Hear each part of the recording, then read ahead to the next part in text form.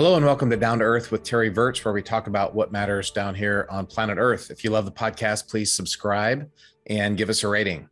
Today, I'm super excited to have two guests on, JP Ouellette and Dylan Matlock. JP and Dylan are producers of the new movie Mass, a very unique look into the lives of those most intimately affected by gun violence in schools, the parents of a victim and the shooter himself. So guys, thanks for joining today. Thank you. Thank you so much. So tell us about your background. This is not your first movie. How'd you guys get into filmmaking? Wow. I think we're both studied in film school. So we both had that track. Where'd you go? I actually don't talk about it because I don't like the school anymore. And they've been trying to use my name to promote I'm with you.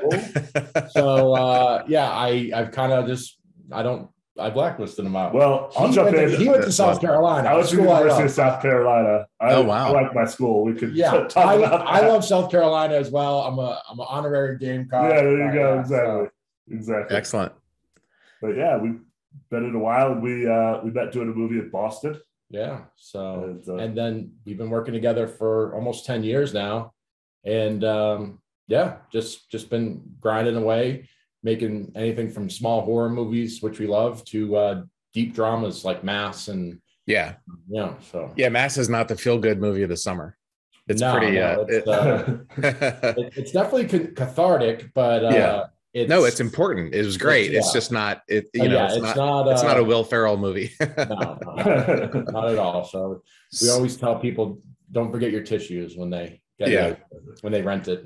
Well, you go to film school, but there's a lot of different jobs in Hollywood, right? I like that. I've had a bunch of filmmakers on. John Seal. I had John Seal on, the Academy Award winning. So do you do everything? A lot of times on small budget films, a lot of people are jacks of all trade, right? But are you directors, actors, filmmakers, cinematographers, producers? No, we're not everything in that sense, but we're everything behind the camera. I mean, we started as production assistants, literally the people handing out the walkie-talkies and the coffee in the morning and stuff like that. Right. And then we thought, we were both on the track for assistant director, which is more, it's not a directing path, which a lot of people think it is. It's more of a producing path or, a line producing path. So we were learning the organizational part of, everything. So that's just kind of how we learned learned everything. And we did everything from line producing to UPM, production management, everything. So for this one, it was basically both of us just kind of all hands on deck, just kind of getting everything done. Right. That's the way the documentary I directed. It was basically we had a big cast, but it was a lot of different things had to be done. Do you write? I just downloaded Final Draft. I got my copy of Final Draft finally. I'm writing a short film now. Do you write? Yeah. So we're storytellers. So that's what eventually got us into producing. Is we're both storytellers. That's what we studied in school. I came to LA to work in a writer's room and learn from the best TV writers and find that. So we learned story, we learned writing. But even though I've sold a script and had another film made from a script that I helped rework and rewrite, you can only do that every once in a while. It's it's especially at the independent film level. You usually don't even pay yourself a script fee when you make an independent film. You're just happy to scrap together enough money to shoot the movie. And so you need a job. So we used our storytelling and screenwriting ability to be creative producers. So, and then we had the assistant directing background and production management to do all the physical production. To get stuff done. Yeah. So now now the business has changed over the past, since we started, past decade. It's changed so much that now if you want to make a movie, you have to know the story, you have to know the physical production, you have to know the post-production workflow, you have to know everything, because you don't have enough money to hire other people to do all that stuff. So it's pretty interesting there. I also think we became like quick friends because of our writing and storytelling. We started writing together, I think, pretty early on into meeting each other. Like, we did a movie, and then when JP moved back to LA, we just started like talking about ideas, getting excited about that. And then, once we started writing together, we kind of saw just how well we meshed together, just how good we worked as a team in storytelling in that exact way. We always be like, all right, what about this story beat? What about this? And so we always kind of like every movie that we work on, we really are very interested in the script and just kind of like making sure that the story beats kind of like match what we want to tell, and all that, collaboration. If it's not something that we wrote, working with the writer, the director, kind of just making sure, that all those important storytelling aspects are in the movie. Right. Yeah. The Coen, you guys are like the Coen brothers. Oh yeah. Oh, love the Coen brothers. Oh yeah.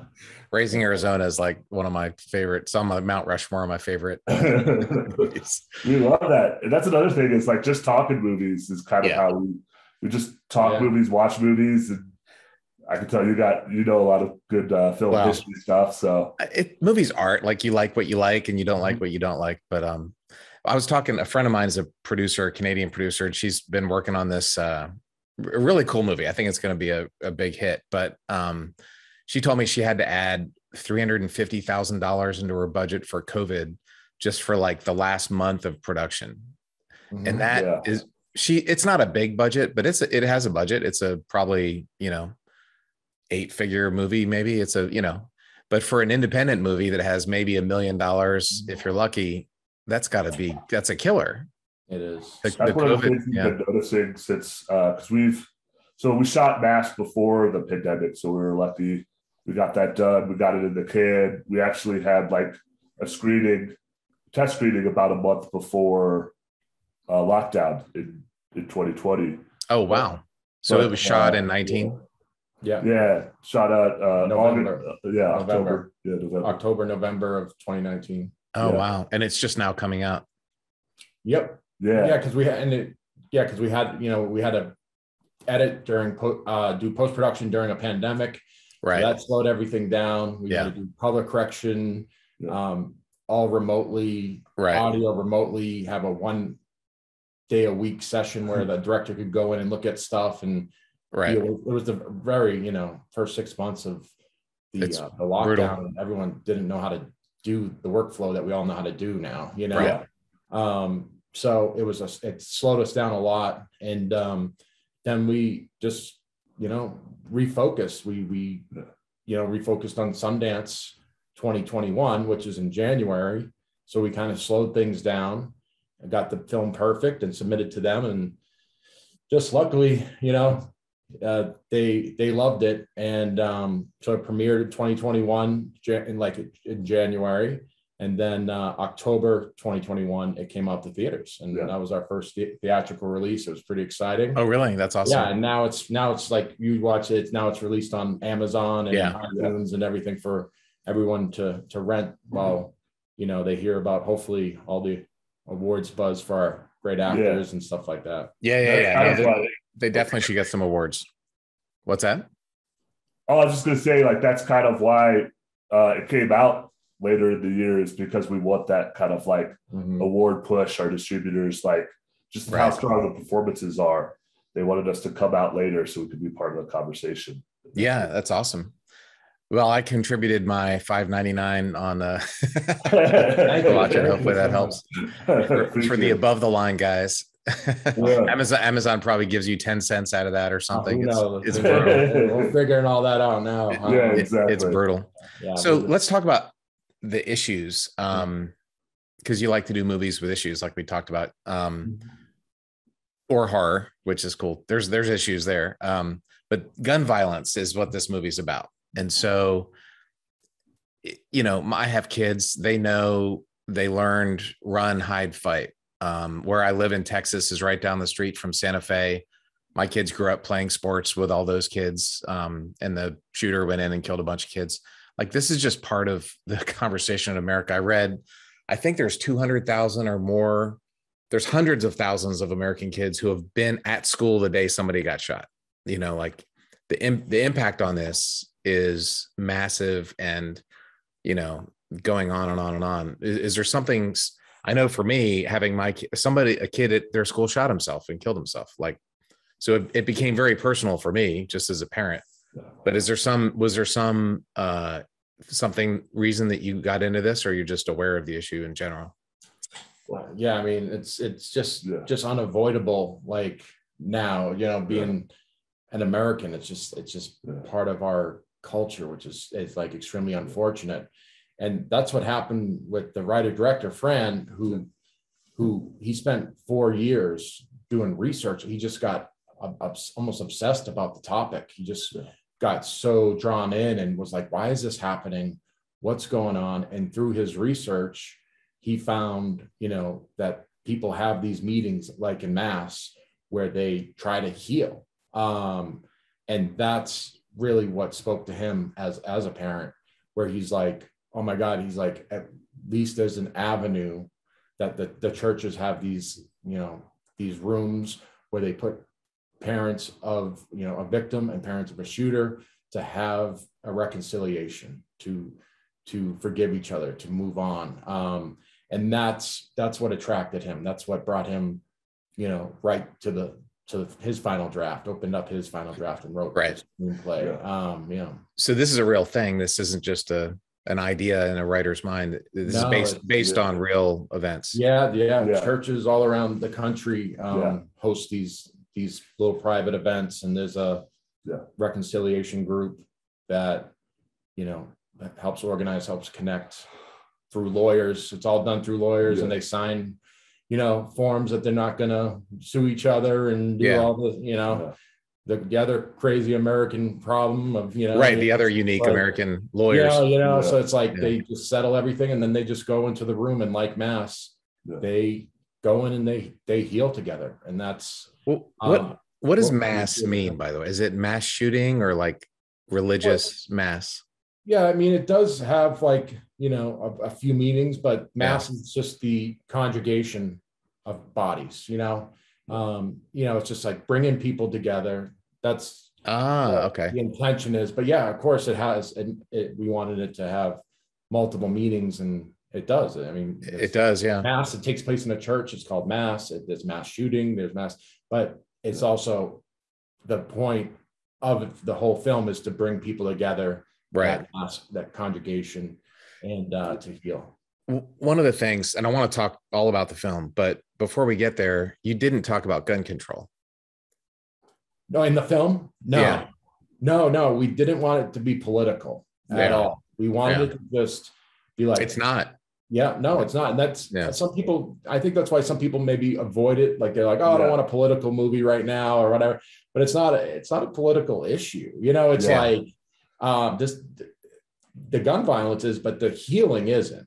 Right. What the movie's about isn't political. It's about, oh my God, can we get through this together? Can I forgive this person for what their son did to my child? It's like, because if you don't, it tears you apart, right? It's worse for you if you don't forgive them. Yeah. Exactly. So, and then on, a bigger level of, the shared trauma we all go through when we see one of these on the news, it helps you heal as just an American that watches this on the news weekly, I think that was one of the interesting parts about it is that you could kind of take what you're watching from this movie, like how do I kind of like connect with someone that I disagree with, like how can we all collectively heal, especially since all the stuff we're going through right now with all the issues. Is you definitely look at this movie and kind of see this like incredibly tragic thing that happened, and how do these people overcome that, and how can I overcome it as well. I don't know, watching the movie, you kind of examine yourself too. You go like, how would I react? How would I be able to confront someone that I've, had this whole tragedy with, so. Yeah. And it's also how people like live who are suddenly thrust in this awful thing that unexpectedly they didn't ask for it, they didn't want it, they didn't expect it, and all of a sudden they're in the middle of that. That side of things is very powerful. But I want to get things done, and I'm a let's fix it kind of guy. So when I see that, the only reason we're having to deal with this awful forgiveness healing thing is because we have 40,000 gun deaths per year in America. And I think Germany has like 90 or something, or, of the other 20 G20 nations, there's America, and then there's everybody else. And it's insane. The Washington Post had an article last week. A child is shot every hour in America. And they quoted, like, in DC, 9 kids got killed last year. In Philly, 36. In Chicago, 59 kids were killed. And it's not like it's rocket science. It's not like, I wonder what that happened, or that's some terrible tragedy. It's like we're sitting here creating these tens of thousands of times a year, these terrible situations, and nothing happens about it. Nothing's ever done about it. Yeah. And that's the political issue. That's when the political issue comes in, because it's, like we're going through it with the pandemic and vaccines too. It's turned into a political platform for others to make money and keep their organizations funded and stuff like that. And you're just like, but look at, with gun control, you look at, Australia, New Zealand, and it's like where, the leadership and people of that country understand that there's issues like this. Like we Americans, we all understand it, but it's like we don't understand and then try to change it because there's organizations trying to block things and lobby, and it's just like, but we know what the problem is, and we know how to literally solve it, but we can't politically. It's not rocket surgery. Right. It's not Australia in the 90s, they had a mass shooting in Tasmania. It was awful. 30 some people died. Yeah. And then they said, this sucks and we're not going to have it. And they came out with some very strict controls. You can own a gun in Australia. In fact, our mutual contact, Meredith Emanuel, her husband, Steve, he was like the head of the Australian police. He was a serious guy in the police force in Australia. And when he retired, he wanted to have a gun, but he had to go through a process. He had to get interviewed or whatever. And he's a gun owner, but they stopped mass shootings. They haven't had one since. Yeah. And their suicide rate went down by 80%. A lot of people tell me, well, if you're going to kill yourself, you're going to kill yourself either way. No, you're not. Look, I've had bad days. Everybody has bad days. Yeah. If there's a loaded gun sitting there and you have a bad day, the odds of something really bad happening are different than if there's not a loaded gun. Like, it takes effort to make a rope and to make a noose and that, so the Australia literally cut their suicide by 80% by taking action. And, that's just one of many things. When you look at, did you see the movie Don't Look Up? It just came out. Yeah. I mean, obviously they made that for climate change, but it's such a great satire about there's this awful problem that's really obvious and it's going to be terrible. And most people just put their head in the sand and don't want to deal with it. And there's so many issues that applies to, not just climate change.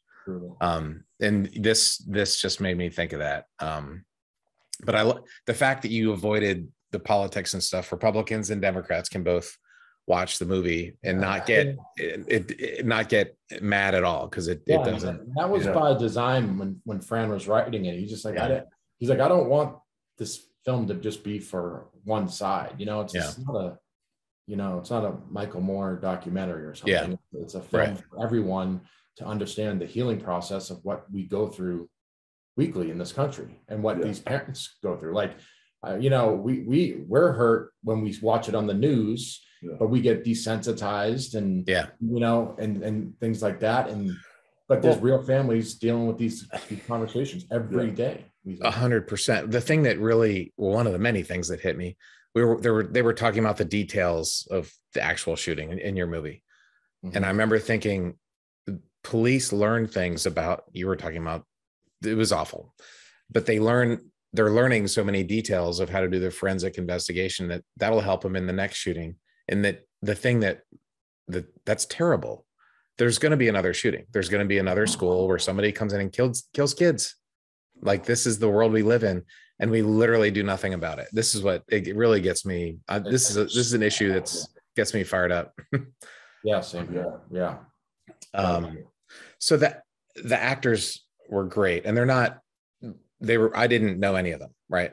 They're not, it wasn't like Brad Pitt was or whatever. How long did it take you to shoot this? This wasn't like a one sitting shot, I'm sure. No, although it feels like a play, right. But it looks like it. It's basically a movie. It's a movie about a meeting. I mean, yeah, but it was 15 total days, right? Yeah, and but 13 with the cast. 13 with the cast, yeah. And, so 2 months, cast is there for 2 weeks. Yeah, essentially. Yeah, we had Jason was 8 days. And we had everyone else maybe 10. And we just built the schedule around that and filmed the exteriors of the church the first week. Where is that? Out west? It's in Idaho. Idaho. Okay. Yeah. So Haley, Idaho. Idaho. We found the director Fran found a church just while he was there and just fell in love with it. It's beautiful. Yeah. The priest, Mother Leah, saw him peeking through the windows while he was like scouting different churches, like just in the neighborhood while he was in town. And she just brought him in and showed him around, and he just fell in love with the church and her. She was amazing. She helped us make this film. So, we just all packed our bags and drove to Idaho and started setting up in October. Yeah. And then, we were there maybe. We were there 2 months. Yeah, we were there 2 months, prepping and organizing the schedule and booking crew and doing all the producer type things. But then the cast, we did rehearsals in New York. Mm-hmm. Oh, really? 3 weeks before we shoot it, because they wanted to kind of like meet each other, kind of talk through the script and everything. So a lot of times on indie movies, you don't get a chance to do that. You just kind of like, everyone just shows up and you go. But we knew how important it was to like get Fran with these actors and just kind of like make sure that they have some time. And then we did it three or 4 weeks before we were shooting with them. So they had like almost a whole month to like just kind of like think about the characters, think about what they've been going through and the script and everything. So I feel like that really paid off. With how their performances turned out. They just had that time. Oh yeah. They're completely, I mean, it didn't seem like a performance at all. And that's probably the highest compliment. They're all just great. They were their characters for sure. They're all professional actors for, over 30 years. Yeah. Oh yeah. I mean, it's just like, they're all amazing. Right. Martha Plimpton and Jason Isaacs, people know kind of more. But Ann Dowd is just winning Emmys like left, right. She's on Handmaid's Tale and Leftovers and stuff like that. And she brings it. And then Reed is just a, classic character actor, theater actor, who was the first one on. He was the first one on our movie. Him and Fran kind of teamed up and brought it around, and he was like, I got to make this movie. And they even talked about making it a play at one point, but they were like, no, let's keep it a movie. Because this would be a good Broadway show, actually. Yeah, I think it's actually going to be studied. We were just talking we're actually in Park City right now for Sundance 2022, even though it's even though it's virtual. There's some events here and stuff like that. We just wanted to be a part of, the atmosphere here, because we had Mass and Sundance last year and it was 100% virtual. Right. We were talking to someone just last night how there was a college that's using the DVD as study material. They bought the DVD, and Mass and an acting school is using this already.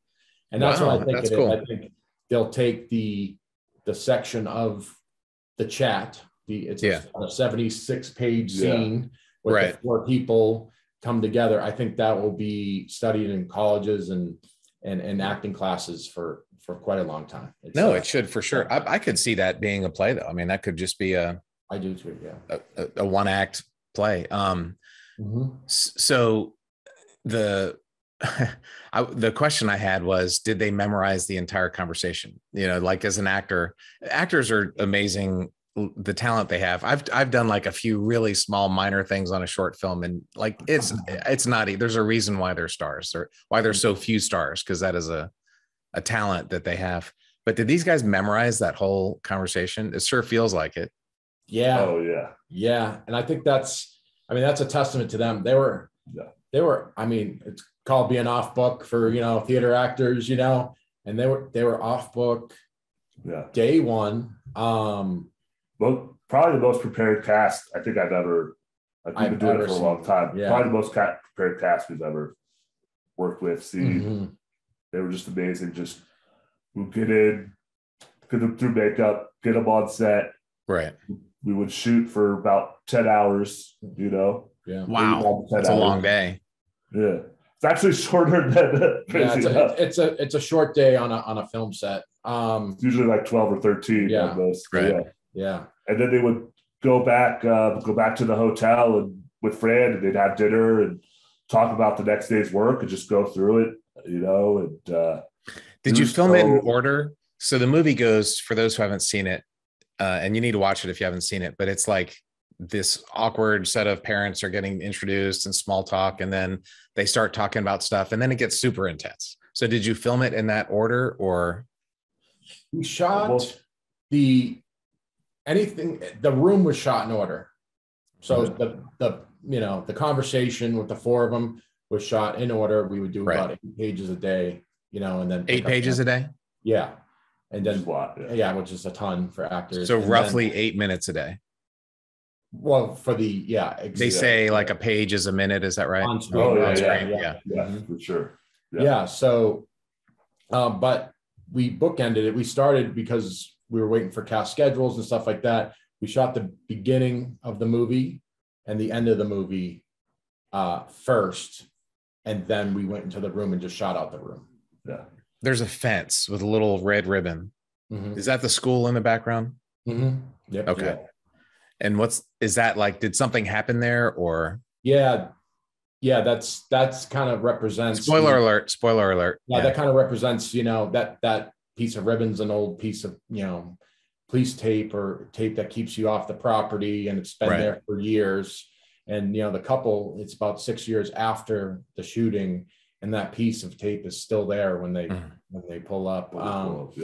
So it's just a little piece. And that was actually our Sundance poster. That you can see. It's like, it was just that ribbon with the school in the background. It was just so powerful and just so simple. And people are like, what's this movie about? Like, no, it's perfect. Film, and you go, oh my God, this small little red piece of police tape that was left 6 years ago is still here.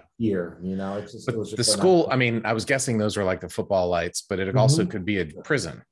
Like, because it kind of looks like, I was like, is that a jail or the school? No, it's a school, and it's just a nice way, like, to show the school being back, the football lights coming on, and just people being back to real life and healed. And that was it was a great little like symbol in the movie. And you came back to it a couple times. So back to shooting this thing, there's this really intense conversation. Well, it starts off not intense, and it's more awkward. And the lady at the beginning, was that the lawyer, like the therapist, or it was supposed to be a lawyer that kind of brings them together? Yeah. So she's the lawyer that does all the paperwork and organizing these meetings, and those are real folks. That's a real thing, right? Yeah. Oh yeah. That the shooter's parents usually hire that lawyer. Of course. So, So you have pretty steady traditional documentary kind of cameras, and then the camera, I noticed the motion changed, and I'm sure that was on purpose, I guess. I'm sure. Yeah. We do pretty good. Yeah. We there was always a design that Fran worked out with our DP about how they wanted the room to start a certain way. We kind of had, the kind of all on a dolly, all kind of smooth in the beginning, and then there's like a big moment that changes everything. We changed the aspect ratio. We went to handheld. different lenses. You change the aspect ratio. Yeah. So it actually changes mid-conversation. There's a point where Jason Isaacs, he stands up and he's like, we know the hate. That was the turning point of the conversation, and and then the turning point of the visual aspect of the film. It's really interesting. So it does this, or on screen, there's less. Yeah, you can see. Yeah, you can see when you rewatch it and watch it with a different eye, you can see the adjustment, and it gets you. You feel different emotions. You're in it more. Right.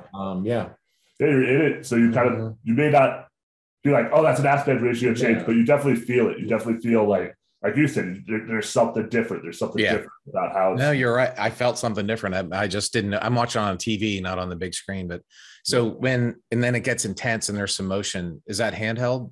Mm-hmm. Yeah. Oh yeah.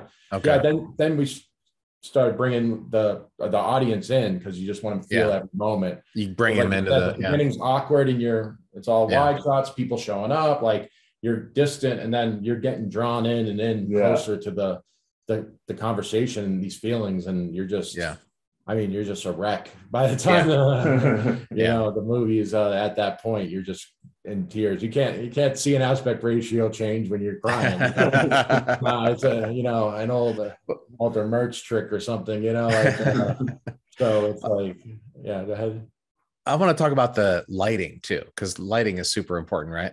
Mm-hmm. And this is like daylight. It was just bright and sunny, like a nice afternoon, Idaho afternoon. I'm sure that was deliberate, right? Like the lighting of a movie is very a big topic with your DP and stuff. So any thoughts on that? Or it's all natural light, very natural, it's like that was natural light. Yeah, I mean, we brought in our own movie lights that are HMI sun balanced lights to keep it even throughout. Yeah. Right. But that was another reason. That's why our days were so short too, because we're in Idaho in October, November, and we're shooting out windows. Yeah. And it's dark at 4:30 p.m. Yeah. So we had the big lights outside the side windows to kick in to on keep it light. There was one shot where I was like, it's turning night, and then also it was back to day again or something, because I think that it was like late afternoon or that shot. Yeah. And then it's also the post-production process. When you finally have the lock cut, you can go in and color correct a little, so it's all very even, has that nice natural, it has a very natural look, and you can try to switch out the temperature in the windows a little bit if it got too late in the day. So there's little movie tricks to do. But it was it's a sunny. It's interesting that it's like a sunny light. Mm-hmm. It's not, we didn't shoot it moody or anything like that. Yeah, when I did on my One More Orbit documentary, unfortunately we had 12 different types of cameras, so the color correction was a disaster. We were hoping to have one, and long story, so it still makes me nuts when I watch it, because the color temperatures are changing. So when you're shooting the conversation, do you use multiple shots at the same time, just one camera shot, and then you have to refilm the scene again? Because a lot of those scenes, I don't know if you want to do multiple takes on them. The actors are crying and they're very emotional. So did you do multiple takes, and did you do multiple camera angles for the same take? Mm-hmm. Yeah, two cameras that were kind of like, it was set up for the room stuff. We kind of they set up almost like a diagram. Be like, all right, we're going to start here, and then you just kind of make your way around the room and be like, shoot each actor in the singles, and then have like maybe a two shot, and then you kind of like move around the table. Yeah. So by the end of the day, we've dollied around the whole table, getting different takes. Running two cameras at the same time. Yeah, but they would run that same scene over and over again. So they had to deliver that performance. Yeah, 5 times, or how many takes per shot? Oh, man, I mean, a lot, because we would get in, and they would basically go through the 8 pages that we would have that day. They would just go through it, each take, just go through the scene. And how would Fran go, all right, that's a wrap, or, cut, let's go on to the next shot. Is he looking through the monitor? Is he looking through the camera? Is he just sitting back and watching? Like, how does he know that he got the performance that he wanted? Well, yeah, to answer the technical question, he was down the hallway in another room watching on a little screen with a script supervisor and just staying out of the room because he's an actor. He's been acting over almost, I think, 20 years. I mean, he went to Yale and studied theater and everything. So we all know him as a professional actor from movies and TV shows. So he knew he had to give that space, but he also knew exact moment when he got it. It's just an instinctual thing for him. He would run it. He would know, oh, we got it. Or he would chat with the actor and be like, do you need anything else? And the actor would be like, no, I think I got it unless you need. He's like, no, we got it. I was just making sure you know, right. So it's just a collaborative thing. But yeah. Do actors like that? Directors who are actors? Oh, I think so. I think they love it. Yeah. And that's also a reason that we were able to get such great actors for a first-time director, because this is a first-time director for first-time writer, you know? Right. And so a lot of times we're usually like, oh, you got to trust. But there was, his experience allowed people to trust right away. And, that relationship he had built with Reed Birdie over the years helped a lot, and I think that's a big part of it, that we were able to get such a great cast, get such great performances. I think because he was an actor and had experienced it. Yeah. It makes sense as a director, I guess, if you can, I mean, if you're in the room, there's a vibe, you feel what's going on and stuff, but watching it from my couch, I'm not going to get that vibe. All I'm going to get is what's on the screen. So he really needs to see what's on the screen, because that's, at the end, that's all that matters, right, for a movie. But other directors are very different. I think other directors are in there. There's different techniques, I guess, for different directors. There's a bunch of different styles. Some directors don't ever give a note, and so sometimes you can tell when you're watching the movie. You're like, oh yeah, we can tell you didn't give any notes. But it's like, so there's, but you also want to give the actors the freedom to be their character too. So you can give 100 notes every time they do something. They're gonna, you're driving them nuts. So it's balance. But Fran being the actor, they did a lot of their table work in the rehearsals, and he answered their questions then. And so when it was time to work, they all knew what they were doing. And it was just fine tuning, or it was mostly like the technical things. Like he's like, oh, I just want a little tighter for this moment. Like I'm feeling like a little tighter. And we punched one of the cameras in to get that moment and feel what the actor's feeling, just like right here. So New York was the table read for the rehearsal. Yep. Yeah, they're a lot of the actors were from New York or had places in New York, and so did Fran, and that's why we kind of like set it there. And then I guess it was almost kind of like summer camp. Everyone come to Idaho and spent a couple of weeks together. Life-changing moment. And we were isolated, so it helped the artistic process of not being in New York or LA, where actors are distracted. They wrap and they go out to dinners and they go out to do this and that, and they got to catch up with everyone because they're in LA and they live in New York. So when they're in LA, they got to meet the manager for dinner and wrap stuff. And being in Idaho isolated them, and the shorter days kind of created this really great space for the art to just bloom. And they would just all have dinner together as an acting troupe and talk about the next day's work and have any questions for Fran. You just answer them right there. And once they show up in the morning, everyone was ready. I've never seen anything like it. So, cool. So that's very cool. How big was your team to shoot this film? 25. So 20, 25 people, I think. So. And that's gaffers and cameramen and best boy and all the crazy titles. Yeah, we worked we weren't too big of a crew. No. We kept it tight, intimate. So, I want to talk about a couple scenes that. Sure. I don't know if scene's the right term. It was kind of one long scene. But there was the forgiveness scene, and then at the end, the mom of the shooter comes back in. That was interesting. Any thoughts on those? Yeah, I mean the last scene that was unexpected. That was unexpected.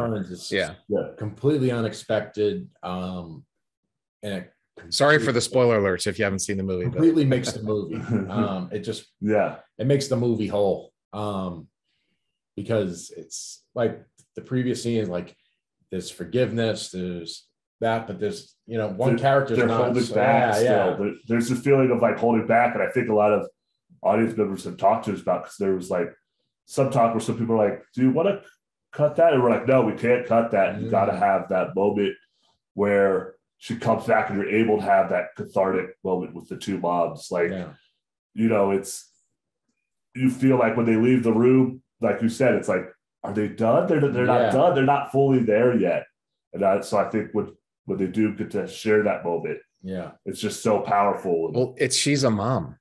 Like she's not a monster. Right. And she's a mom. Yeah. And we get to, it's almost like we learn to side with her a little bit, because these moms of the shooters, they don't even get to grieve their children. They don't get funerals. They don't get, it's like they couldn't, churches wouldn't even, like I was part of the movie, wouldn't even bury the shooter. And it's like, there's an irresponsible parent part of that your child did that, but there's also you just being a mom for 16 years to the unconditional love of your life, and this person's gone and you can't tell that final story you want to tell. And that's her cathartic moment, as she finally gets to tell a story about her son and how she wished she could have changed everything. But can't. And it's just the most powerful scene of the film. It was unexpected. It was unexpected. When she shows up, you get punched. You just feel like in a theater, everyone just kind of they go like just back. Like it was wow.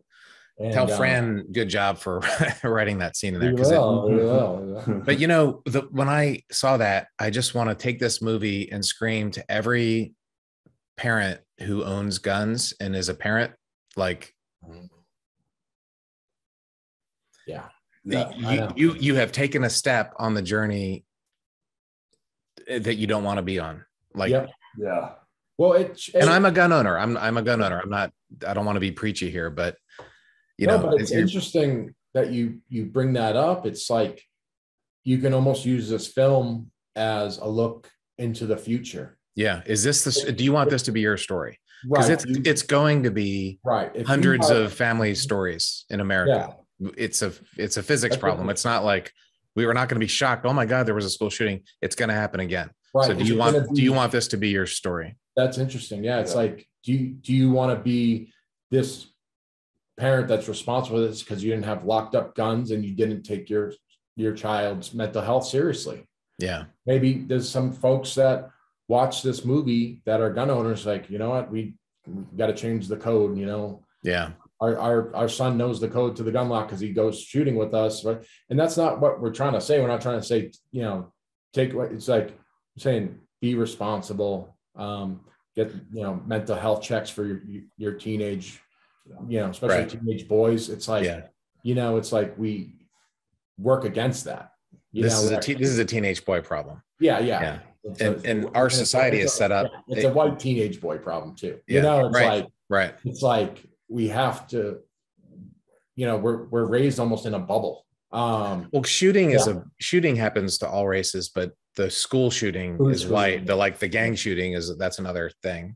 It's criminal shooting. Well, it depends on neighborhoods and stuff like that. It's a zip code problem more than anything. But it's a uniquely white teen boy problem, and the thing is, white teen boys are brought up in this bubble, and they can't get their mental health checked, and they have to be tough, and they have to do this. It's just, and they don't, then they have parents that don't want their rights taken away because someone wants gun control. It's just like we just don't want. We want our right to have something, but it's other people that pay the price. Like other people get sick with COVID and die, or other people get shot at school or whatever. Right. But in America, we want our rights to do this, and the fact that it kills someone else, we don't care about. Right. And that's what hopefully this movie can help teach, people in that position. Like, hey, I would love someone to watch this movie and be like, hey, should we have our son go see a therapist maybe? Yeah. Like, that's it. Like, if or that lock up the gun. or sell the gun.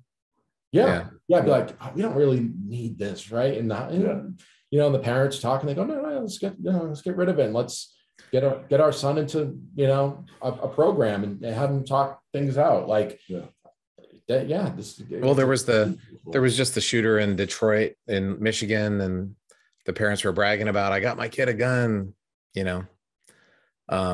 don't know. I think it was in December. It wasn't that long ago, but these are issues we need to talk about. That the comet is coming and it's going to hit us, and we can either ignore it or we can, don't look up, or we can do something about it. So what other projects are you guys working on?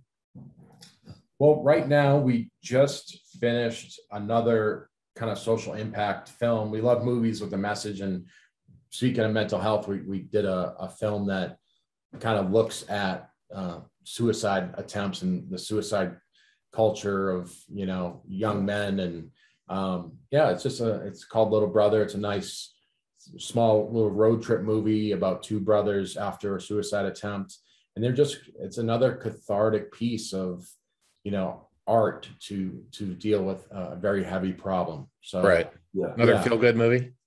But this one's a little more lighter. The brothers are they have such a great dynamic.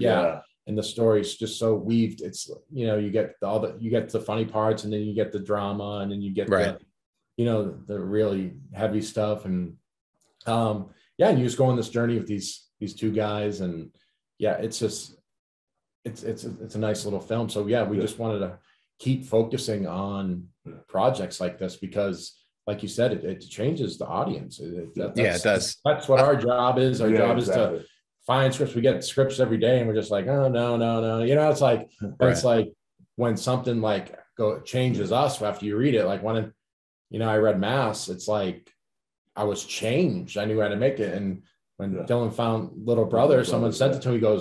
He was trying to get me to read it for weeks. He goes, we got to do this movie. I was like, what is it? Like, all right, I get to it. And once I read it, I was changed. So that's kind of, what we want to do with, socially impactful films. Just like both movies just deal with human emotions so truthfully. And, we have a great cast in this one too. We got J.K. Simmons, Philip Edinger, Dan Deemer, all great. And they really, our director Sheridan, like they really kind of strive for those moments, that feel real, that feel like people having a conversation, and again, trying to heal. Trying to heal. And that's what we all need. Especially after the past 2 years, is like, we're just trying to heal and deal with a collective trauma, and watching a movie and letting the emotions come through to you. Because it's easy to watch a movie and just fight it off. You're like, oh, I'm not crying at this, but to let a movie just wash over you and just give you that catharsis. That's both these movies, Mass and Little Brother, both do that really well. So I love that. And it's not a superhero movie. Like I like Captain America, but oh my God, that's all that's made nowadays, it feels like. And so it's good. It's good to have, actual thoughtful movies. We love the kind of stuff where more adult films where you could kind of like just really kind of examine your emotions, and that's what's so powerful about these two. And the actors too, the talent that is attracted to that. It's a really unique group of talent. Because actors want the character, right? They read it and they go, what's my character going through? What's my arc? What's the story here? Right. So it's like they want that, and our job as producers to find scripts that have roles and concepts that attract those great actors that we've just been lucky to have on both these films. And so it's just, that's the filmmaking process. It's just this kind of like organic thing that grows, but it's just, you got to find something and then push it through and keep pushing and find the people that connect, the actor that connects to that character. And once you get that, it's like the person blurs, and then you just know, then you have that movie, like you were watching Mass, and you just we're transported. Like, that, like, you don't even know the difference. So it's kind of great. Well, mass is, especially as the parent, it's super, you know, like the 12-year-olds may not love it, but, you know, for adults who are parents, that's a important audience. There's I've been reading a few of the top books. I'm sure you guys have read Story by McKay. McKee, Robert McKee. McGee, not McKay. Yeah. Sorry. I think he said, somebody said it, I think it was him, when you're writing a script, you're really writing actor bait. You know, you got to think of like the actor that, you know, anyway. Yeah, you got to have the good lines. And that was like Mass. Mass was just, it was a play. The lines of dialogue on a page were this big, and they're just, which, you know, they teach you not to write, but when an actor is writing it, and you know it, and it reads so well, and it's so poignant. It's like you just go for it. So I actually did a seminar, Robert McKee's Story seminar, and I loved it so much. That's kind of like really helpful. You did that, okay? Yeah, I did it. So I got to see him, meet him, and it was awesome. It's worth doing then. Like that's a thing. The story seminar is a thing in Hollywood, I think. He's a McKee guy. I'm a John Truby guy. Okay. Because I'm he's story. I'm plot and concept. So that's why we work so well together. I've taken John Truby's class, but as a filmmaker, and I'm sure there's aspiring filmmakers and fellow filmmakers out there watching this, just like keep learning. Like you have to, it's like, I might just go when things are back and moving. I might just take the McKee class just to take it. And you sit there for 3 days and just absorb story and structure. And I actually recently listened to McKee's audiobook on character, just to, you know, because I walk every morning and I just listen to a book, and I listened to his book on character, and I was like, I needed to hear that. You know, it's like, I've been. What's it called? I think it's just character. Character. All right, not story. And it's on. You know, I listen to just Audible books. You know, filmmaking books one morning when I'm on my walks, just to have that information wash over me. It's like, did I know everything in that book? Yeah, I've been making movies for 15 years and studying McKee and others and Sid Field, everybody. So it's like I know that stuff, but to hear it again. You know, and to just have it wash over you and you reabsorb it and hear a couple, maybe one or two little nuggets that just stay with you. But then when you're chatting with an actor or casting director, it just, you're able to communicate better. And that's just that's all producing is communicating. It's like, we're the glue, you know, it's like, we got to find the script, the money, the casting director, the actors, and glue it together. And you guys seem like you're creative producers. I mean, there's line producers. Sometimes it's just like an accountant's job, but what you're doing is actually creative filmmaking, producing. That's our main focus. That's the aspect we love the most. I think sometimes we have to like do some of the like bookkeeping and accounting. But that's the last with independent filmmaking. It's like you have to wear multiple hats, but sometimes you got to set up the light too, probably. Order lunch. We let the lighting team do that. But no, we want to hire lighting technicians and gaffers that we know and trust, that we know will be safe. Like that's a big part of it. That have experience. We want to hire that DP that, you know, we love. Like on Little Brother, we went through hundreds of submissions, and we found Connor Murphy's reel, and then I read that he shot at one of my favorite movies of last year, The Wretched, and we were just super excited about Connor's artistic vision. You know, it's like, so you do casting? Are you a casting director? Well, no, we hire a casting director, but it's just nothing more. Reading the script, breaking it down, having each character, you know, 20, 30 characters in a script, and just writing names next to them, you know, like that's part of the creative producing, you know, process, because you have to communicate to someone like, oh, that's what this character is. It's these people, you know, so it's like, sometimes it helps. So when does Little Brother come out? It just got finished editing on Friday. So, no, we got it. So Monday? No, it's not a you know, it's not a Netflix movie that out, you know, next week. Not a Netflix movie yet, but we're gonna just do the festival circuit again. We're making that game plan literally later this week, and figuring out what big film festivals to submit that to, because it's another little festival darling, great acting. It sounds like a great festival. J.K. Simmons, who's an Oscar winner, which helps, get you to the bigger, more prestigious festivals and stuff like that. So, we're excited for it. So, very excited. Yeah. That's awesome. And then on to the next movie after that. Yeah, we're already filming. We already went back to our old roots and started a horror movie. Oh, excellent. In December. So we shot 2 days in December to get these 2 locations shot out. And then we pick up the rest at the end of March and April. So we're going to add another 20 days, I think, during that time to finish the rest of the movie. And we're kind of fundraising and doing rewrites and stuff like that.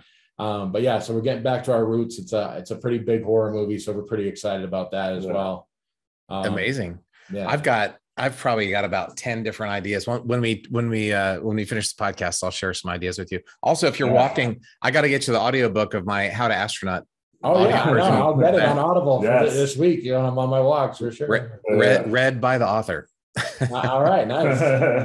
Yes. No, I spent a week in a studio reading this thing. That was a lot of fun. That was cool. Awesome. Well, guys, thank you so much for coming on. Again, Mass is the movie that is out. It's amazing. If you watch it, it'll make you think about forgiveness and some really profound human experiences. And Little Brother is the one coming out hopefully soon, maybe this year. We'll see. Yeah, we'll see. Festivals this year for sure. Yeah. So excellent. Yeah, definitely. And we're just thank you for chatting. And if people made it to the end of the podcast, thank you for listening to us babble and talk shop today. And please just share. I mean, we're grassroots. We're a very tiny movie. We learned that with trying to get nominations for SAG and the Producers Guild and stuff. Is like we don't have the resources to do all the advertising. So if you're listening to this podcast and want to share a tweet or just rent the film and share it with your network, just to spread the word about this movie. It's an important film. It is an important film. It's a very important film. We'd love to just have the grassroots awareness campaign with everybody that loves the movie. Just share about it. Yeah, I think it's been great. Everyone's been reaching out to us that have seen it, just how much they love it. I think, sharing that with everyone. Get more people. Yeah, I've had people find my phone number on the internet and call me, strangers. Oh, wow. And just talk to me. I was like, this is amazing. I've never been a part of anything like this powerful. So, it's been quite amazing. And we'll put JP's number at the bottom so you can All right. Well, thank you guys for coming on podcast. Thank you for your time. Thank you. This is great. Appreciate it.